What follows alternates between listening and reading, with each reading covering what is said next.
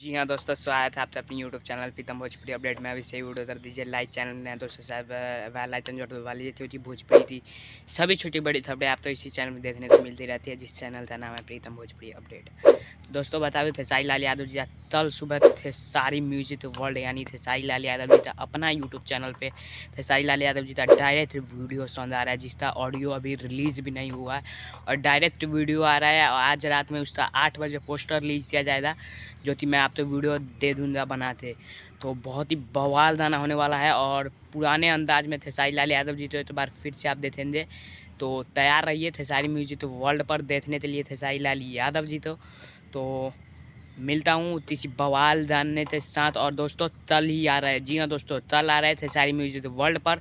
आज रात में इसका पोस्टर लॉन्च होगा तो मैं आप तो वीडियो बनाते बता दूंगा। तो इसके लिए हमारे चैनल तो सब्सक्राइब, वीडियो लाइक कर दीजिए और ज़्यादा से ज़्यादा इस वीडियो की फैला दीजिए। जी हाँ दोस्तों, और रिकॉर्ड बनना चाहिए, डायरेक्ट वीडियो आ रहा है ना कि ऑडियो आ रहा है। तो डायरेक्ट वीडियो आ रहा है, रिकॉर्ड बनना चाहिए और पूरा यूट्यूब हैंग करा दीजिए। आप लोग जितना बड़ा बना सकते हैं रिकॉर्ड बना दीजिए, तोड़ दीजिए सारे रिकॉर्ड आज तक थे। जय हिंद, जय भारत।